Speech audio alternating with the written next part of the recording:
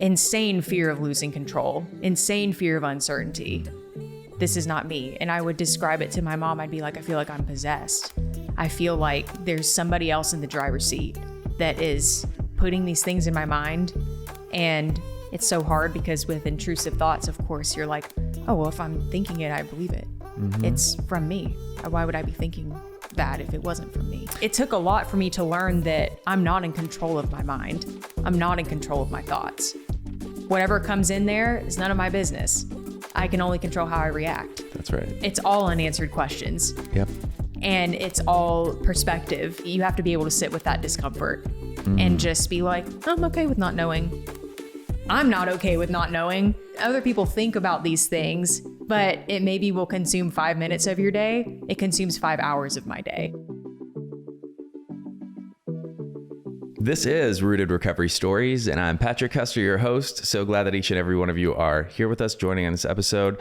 This is one of our special episodes. We're off-site here in the land of Los Angeles. I'm with my new friend, Sam Temple from the H3 podcast. Welcome to our show. Thank you so much for having me. This is my first time being a guest. I'm so honored. That's a big deal. I'm so excited. Nervous, but I'm excited. I love the balance of those two things. Yeah. That's a good place to be. Yeah. Yeah. Your story, God, I cannot wait to dive into it because it is one of the most fascinating topics underneath the umbrella of mental health to me. But we're almost, we're nearing 150 episodes for our podcast, which is a pretty big number. Wow. And I have never spoken to someone about their struggle with OCD before. Really? Yes. Wow. So you're my first. And no pressure. It's such an honor. Yeah, no pressure. Okay. But it's something that I think, like many mental health issues, there's a stigma. I think that it's this is from an outsider's perspective. I work in the mental health field though, so I do have some exposure to, what I'm talking about insofar as how it's referenced and, the stigma associated with it. I think because it is, it's not one that necessarily gets a lot of the dollars behind it. It doesn't have the same. I don't know how to put this into words. I have to imagine that there's a different kind of shame around being open that you're struggling with it than the other stuff that's under this same umbrella. So, thank you for being open in general, but especially on this platform and letting us share your story. I appreciate it so much. I'm so happy to be here. And, yeah, it's amazing. I'm so honored. Thank you. Yes, ma'am. Well, so I want to trace it back. I'd like to start at the beginning. My gosh, when you think about now, because you've done a lot of work on yourself, where your first symptoms started or the causes and conditions or learned behaviors popped up in life for you. Right. So I am still relatively, I would say, newly diagnosed with OCD. I was diagnosed in 2020. The theme that I was really struggling with at that point in time was health OCD, which is a very common one. That's diagnosing yourself all day, every day with whatever. I would feel one thing and be like, oh, cancer. Oh, I would be on WebMD. I was in, I think, 4 or 5 Discord servers with other people that had health OCD. And those were just so bad because we would all be like, oh yeah, you definitely have that. I'm so sorry. And it was just all, it was all a bunch of very lost people kind of affirming things for each other. Right. And it was very toxic. That was not the right thing to do. I was in Facebook groups. I was looking kind of everywhere for reassurance, but the more you learn about OCD, the more you learn that reassurance is what makes you worse. That is very counterproductive to your recovery, to be seeking reassurance all the time.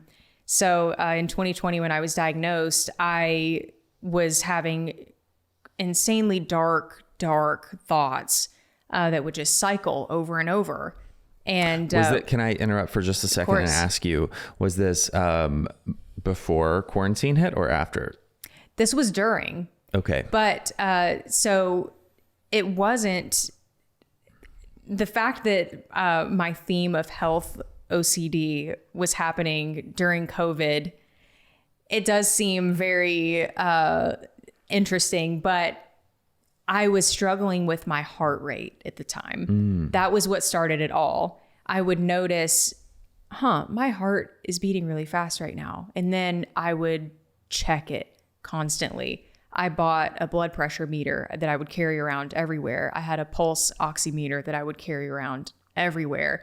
I had a physical compulsion for a long time where I would just do this nonstop or check my pulse. And it got to the point where other people were noticing, and it was just really out of control, and it was making me very avoidant. I wasn't doing anything that I was doing before. I wasn't exercising. I wouldn't go to a concert. I wouldn't do anything that got me even too excited or too emotional. I wasn't doing anything that would, that would make me excited in any capacity. I would start to feel excitement and I would be like, no, stop. Push it down. And I started to get really depressed because I wasn't doing anything that I like to do.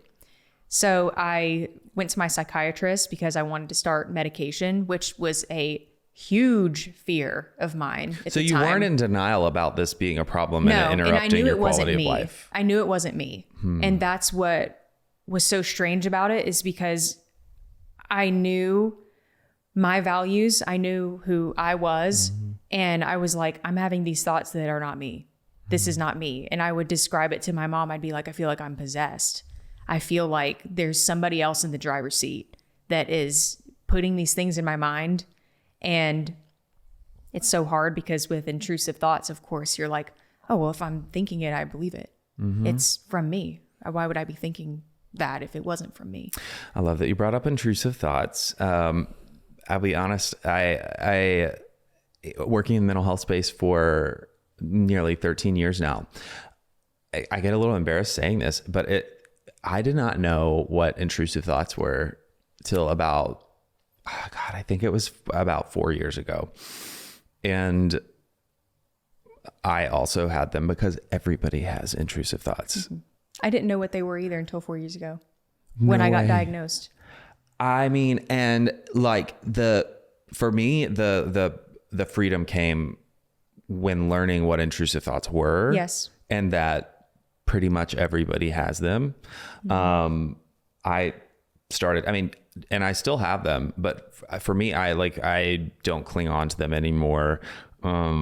And so that was enough for me to relinquish because they had a grip on me for a little while. And I'm very still protective over, I don't know that I've shared in public spaces, what exactly my repetitive intrusive thoughts were, but point being, I'd be interested to hear how you define what your experience with intrusive thoughts were, and your education around what they are in general.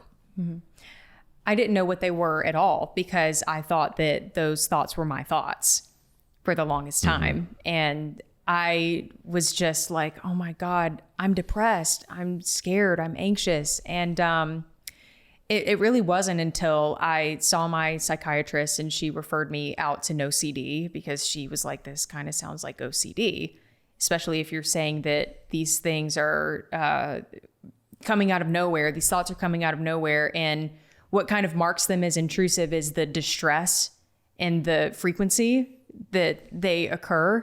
So she referred me to OCD. And when I started talking about this with my OCD therapist, she was like, yeah, those are intrusive. And I was like, well, I don't have to believe those. And that was such a thing where it took a lot for me to learn that I'm not in control of my mind. I'm not in control of my thoughts. Whatever comes in there is none of my business. I can only control how I react. That's right. So that was a huge mind fuck for me, where I was like, oh, wow. And that kind of knowing that and learning that kind of put me in a space where I was like, okay, I can work on this now. It doesn't feel like this gigantic, and don't get me wrong, it is a gigantic beast, But I think knowing that, I was like, okay, I am in a little more control than I thought I was. Yeah. Because OCD, for me at least, is insane fear of losing control, insane fear of uncertainty. So just learning what intrusive thoughts were was pivotal to my journey. So when it comes to intrusive thoughts, I think the ones that really hit hardest for those of us who struggle with them are the themes, the ones that the repetition. You don't just have it once, but they're intrusive. They keep coming back. They're sticky. They are sticky. I always say sticky thoughts. Yeah. What are some of the sticky themes that kept repeating for you?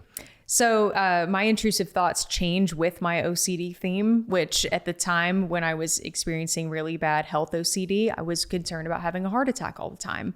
So I would think like, oh, if I go exercise at the gym, I will have a heart attack. My heart can't handle exercise. Right now, a theme that I've been experiencing a lot is existential OCD. So I will be like, why are we here? What are we doing? What's the point?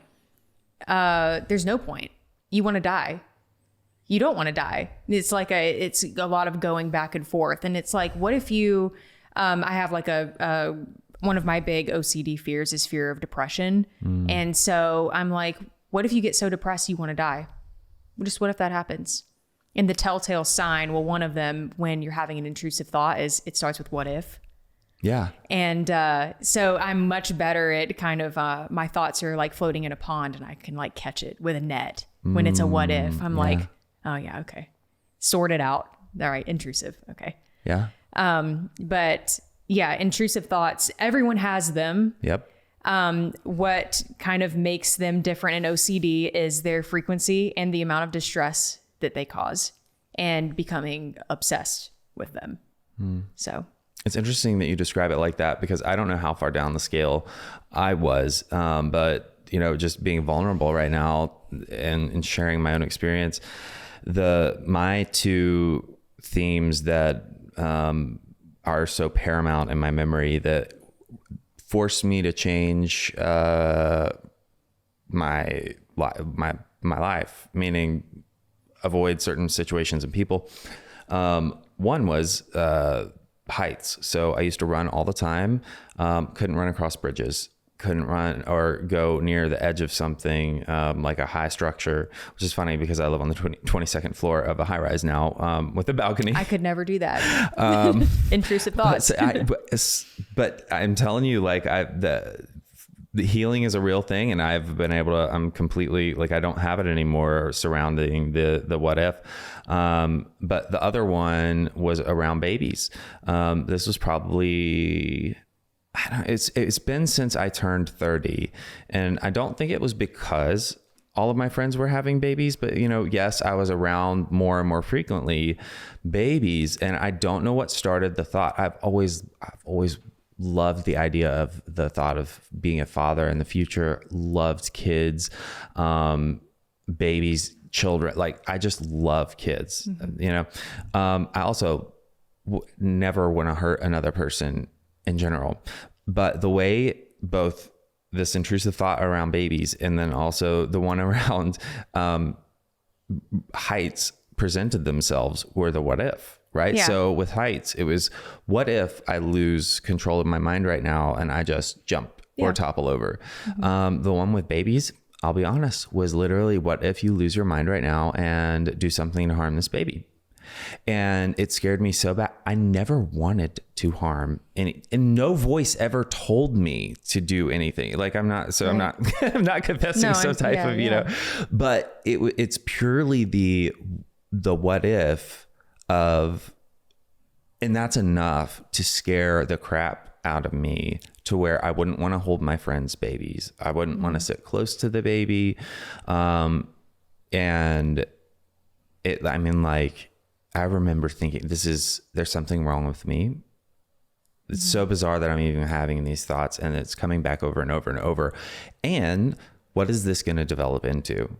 Right. So mind you, I'm working in the mental health space at this point, but I'm terrified to even admit to anyone that I'm having these thoughts because of what it might mean. Right. Something else that I learned that was very helpful for me in my journey was the word ego dystonic. What? Ego dystonic. So it goes against yourself. So intrusive thoughts, especially in OCD, are often ego dystonic. So they go against your values.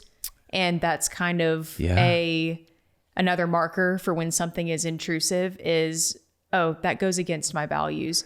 You really like kids. Yeah. You really like being around kids, babies.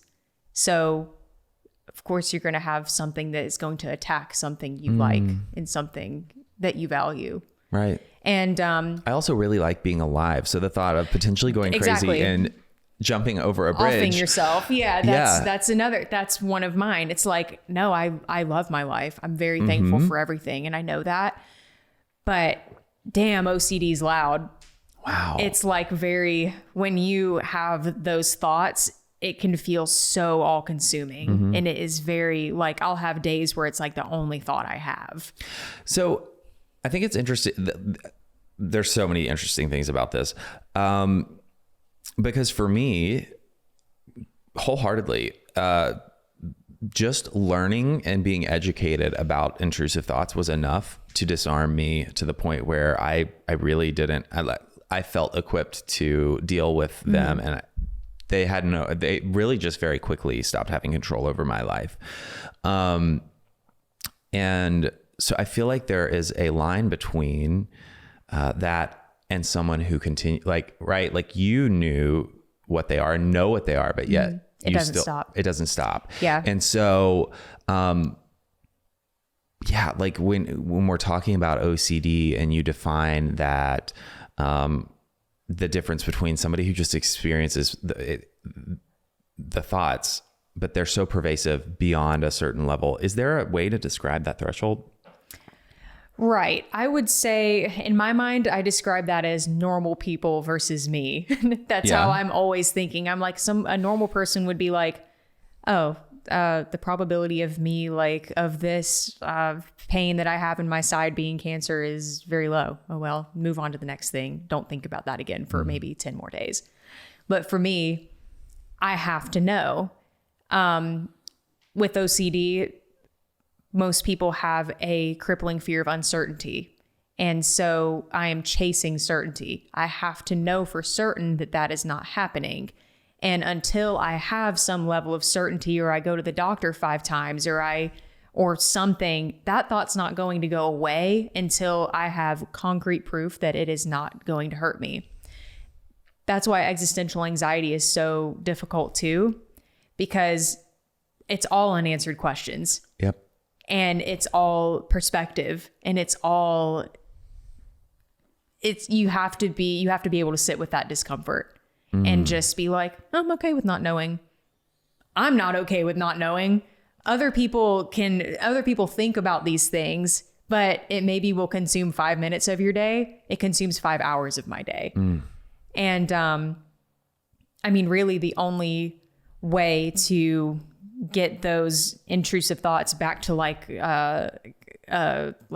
normal level, if you want to say normal, is to expose yourself to them. Exposure therapy. This podcast is brought to you by Promises Behavioral Health. If you or a loved one are struggling with trauma, addiction, or mental health, we are ready to answer your questions and help you take that next step. Call our admission center at 888-648-4098 or visit us online at www.promises.com. Our team is ready and waiting to answer the call for help. Well, and I think that something that could be helpful too is talking about how, because we kind of breezed over this, but like beyond what's playing out in your mind, when we talk about dysfunctional behaviors or pathologies or addictions or things, people oftentimes ask me, well, how do you know when it's diagnosable? Well, there's criteria in the DSM, right? Of course. But one of the hallmarks of any of these things is that it is interrupting and interfering with your quality of life, meaning it's affecting you've already described how it's affecting your thought process and brain life, but your relationships with other people, your ability to relate and participate in the real world and in your social circles, and in your health specifically, we're talking about, right? So what are some of the ways that it has manifested for you? I'm curious, in relation to other people in your relationships. I struggled throughout high school, and I didn't really know this until I was diagnosed and then looked back on my life. And I was like, wow, I've experienced 15 different themes of OCD, and I didn't even really know until now. I had really bad relationship OCD in high school and college. I ended almost every single relationship that I had because I would think, you're going to hurt this person. You are going to be the reason they suffer. You're going to change their life for the worse. You're going to break their heart. It was always, and I would get that thought and it would become so sticky. And I would be like, oh my God, I'm really bad for this person. I'm a bad person. I'm not going to be good for this person. I would break up with them. And when I'm breaking up with them, I'm just like, what do you even say? Yeah. You know, it's always just, I'm freaking out. I don't know. And that was before I knew about intrusive thoughts, about all of that too. So I'm sitting there thinking, oh, these are my feelings. Right. Which, you know, I'm in a very healthy, happy relationship now. So I'm happy with how everything worked out. But it was just at that point in time, it was ruining every relationship. I would even have it with friends where I would just kind of one day be like, I don't feel right going to this friend's house today. Something is telling me I shouldn't go to my friend's house, and I'm not going to go there. There's something to be said for your gut, following your gut. But when you're to the point of what you're talking about, it's like your gut is hacking your nervous system. Yes. There's the amount of fear and anxiety associated with these things is what is so difficult because it was unreal. I was having panic attacks whenever I would get in these like thought loops. And, yeah, I lost friends for that reason, for just being like, I cannot go to their house. I don't know what it is, but I feel weird. Something bad is, and there's like, this friend's fine. I've been around this friend my whole life, but then it would just be like, something would happen and I would be like, I don't want to go there. So you'd make the choice to alter what you were doing. How do you explain that away when you know, I mean, I can only imagine at this point, you're thinking there's something different about what's going on with me, you know, because it's happening over and over and over, but you decide that you're not going to follow through with plans that you've made with people. Were you open and honest about that? Or were you having to make up different excuses just to... Yeah. And once it became a little more acceptable to tell people like, I can't do this today, I'm just having really bad anxiety, I was like, oh, thank God. Oh, thank God I can tell people that and they're not going to judge me now. Because a lot of people just don't realize how debilitating it is. And where I'm from, and maybe in Nashville also you experience this, but I feel like the stigma there is so much stronger than it is here in California. Right. Because all of my friends would be like, anxiety, like, get over it, come over, you know, but, I don't know. I'm so happy that the stigma around anxiety is lessening to where it is a valid reason to not do things, even though, I try to be way less avoidant. I'm very high functioning. I almost never say no to anything unless I just physically can't do it. But what's your follow through rate? Like when you say agree, there's a difference between agreeing to something and then following through. Like, what would you say that you're able to follow through with compared to the I things try to follow agree? through with everything that I agree to. If That's awesome. I don't see myself following through with it, I don't agree to it. Or I just explain my situation in a realistic way and say, no, I'll try to do it. So we talked about your gut guiding you and the fine line between if your nervous system is hacking it or not. There are times, even for people who struggle with OCD and intrusive thoughts, when your premonition or your gut is actually right. What happened for you I there? hate when Mother Nature reassures me because then I'm just like, oh, I am right. Oh, so that thought was my gut. But so this used to be a big thing when I was younger. And it is kind of a subtype of OCD, like superstition. So I would be thinking, okay, if the next car that drives by is white, then I'm going to get a headache later today. And then like that freak thing would just like happen. Or it would just be like any random situation. I don't know. Yeah. Like that's happened to me so many times where I'm just like, oh my God, of course that would happen. That would happen. And now I'm going to think that I was right. And I'm going to continue that cycle in my mind because I was right that one time about that one thing. So you even had the emotional intelligence and awareness to observe that the confirmation bias was already going to negatively impact. Yes. Yeah. But that's so fascinating. I know how my mind works. Yeah. And I know that I form associations with things that I get very attached to. And I know when it's going to happen because that is a thing that still, it happens to me way less now because I know how my mind works so well now, but I would, I do it here. Like, sorry, I'm rambling. No, you're not. This is leading really. So instead of moving on, this is the perfect segue to asking you the question and referencing what you were talking about earlier when you said one of the worst things that someone who struggles with OCD is constantly seeking is reassurance. Okay. Yeah. I think that as young people, it's normal that we want a certain level of reassurance because we're pelted with a good amount of fearful things. The world is a scary place. And so,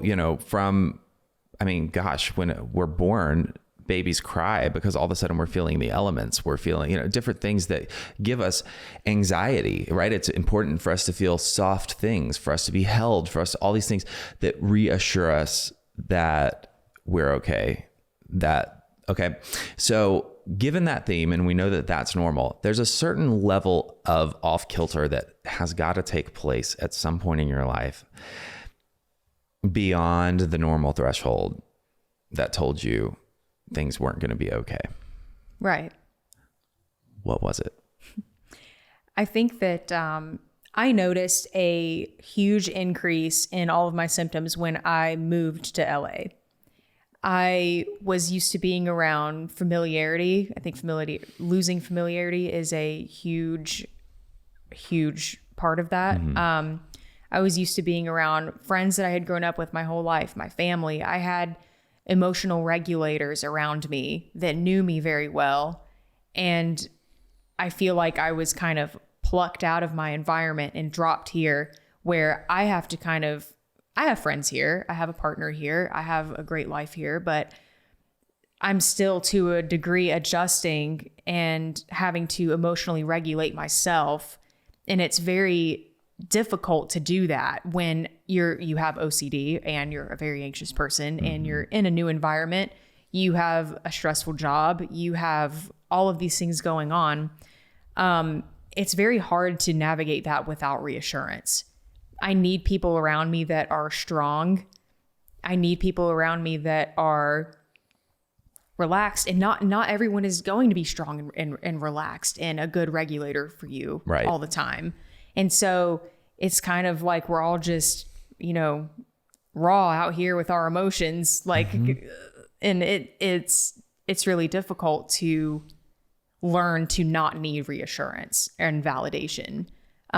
Because I was just getting it so naturally where I was. Right. So it's interesting, but, I want to challenge you a little bit more because you moved out here as an adult. Yes. But you talk about experiencing a lot of these symptoms in high school. This specific thing with reassurance is something that's been happening my whole entire life. So even when I was in college, even when, I still deal with it when I've moved out here. Yeah. It's a journey. It all is still happening for sure.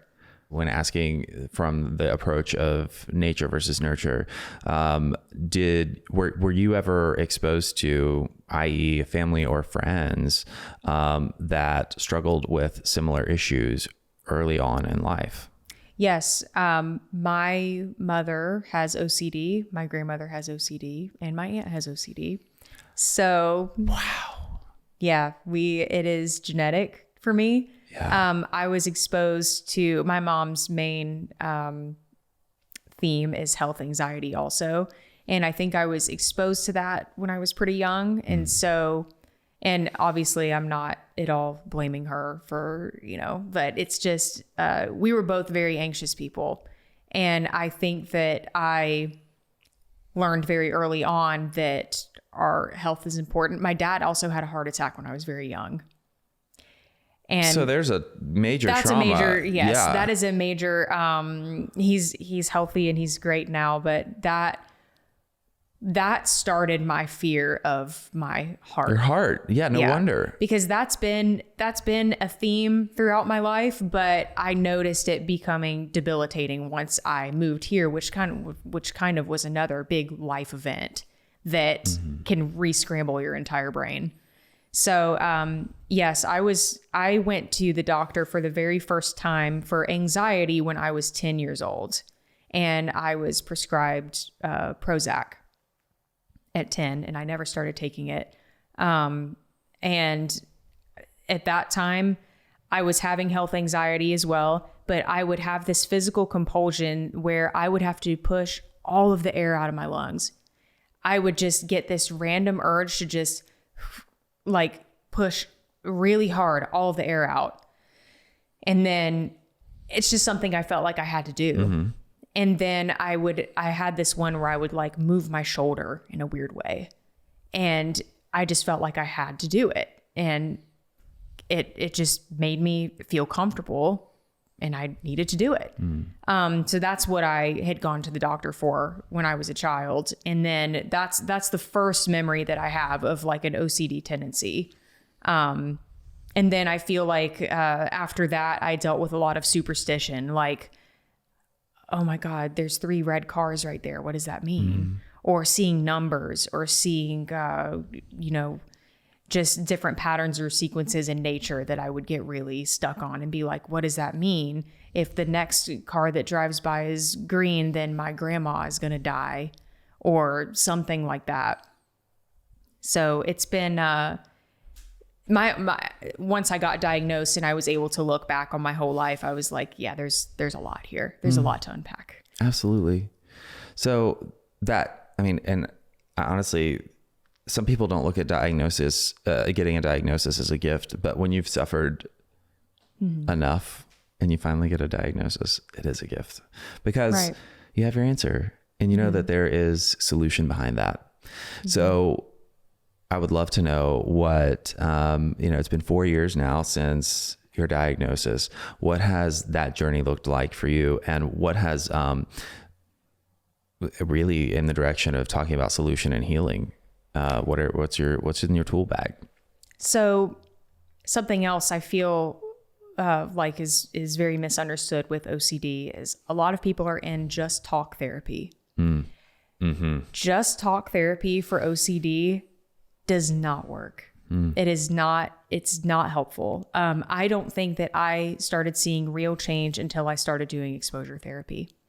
I do think that CBT was helpful a little bit in the moment.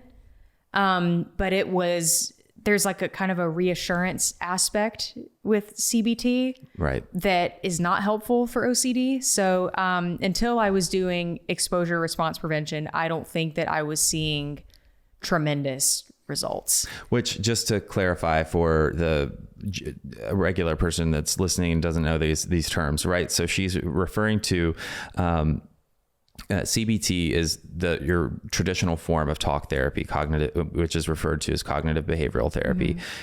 This alternate therapy that you're referring to, exposure, which is, can you give an example of what that was like for you?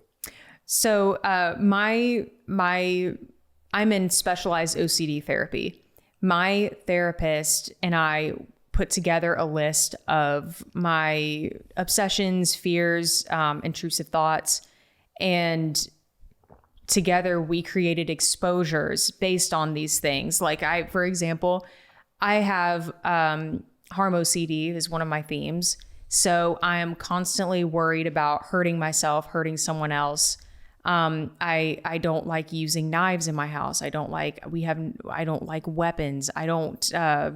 I'm very freaked out by anything with power that can kill someone. And one of my exposures is going to a gun range. And that's just one of those things where the thought of doing that scares the shit out of me, but that's the point. The exposures are meant to expose you to the fear, idea, or pattern, action, whatever, over and over until your brain no longer recognizes it as a threat. And it's how I am able to process all of my intrusive thoughts. Yeah. So it's changed my life in tremendous ways. It's wonderful. Wow.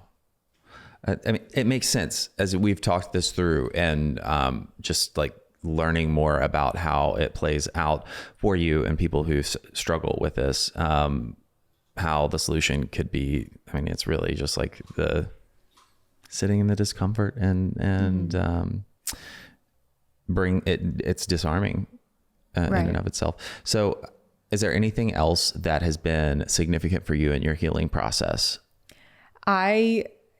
Part of my getting over my health anxiety was starting to go back to the gym. I started with 1 day, and I was thinking, if I can just commit to 1 day a week, I'm going to build over time. I'm going to rebuild the trust in my body that it takes to where I can work out and do the things that I like to do. So I go to the gym 5 days a week, and I am in training to be a yoga instructor in my free time. And doing those two things has also been just, I at this point in time, I don't really experience the health theme that much anymore.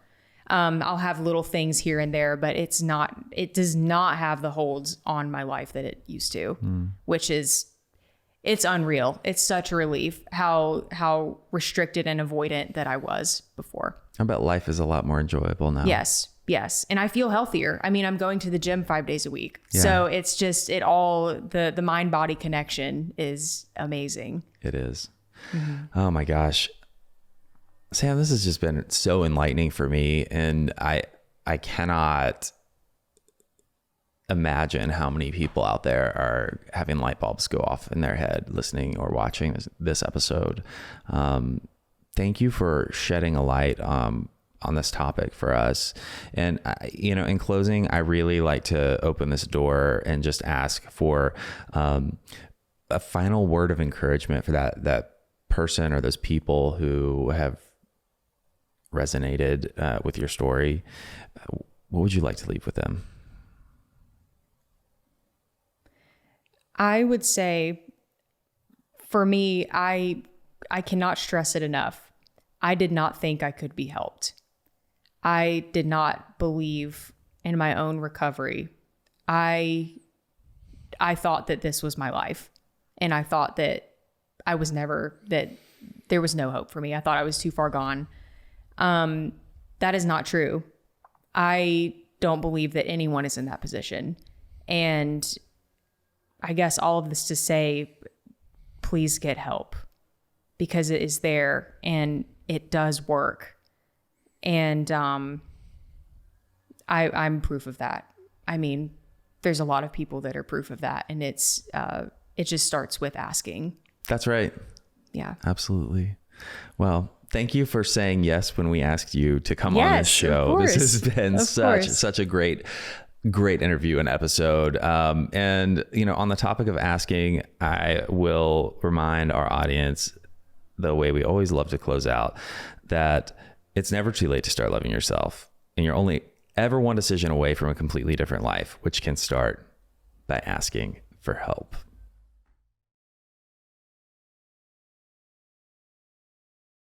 This podcast is brought to you by Promises Behavioral Health. If you or a loved one are struggling with trauma, addiction, or mental health, we are ready to answer your questions and help you take that next step. Call our admission center at 888-648-4098 or visit us online at www.promises.com. Our team is ready and waiting to answer the call for help.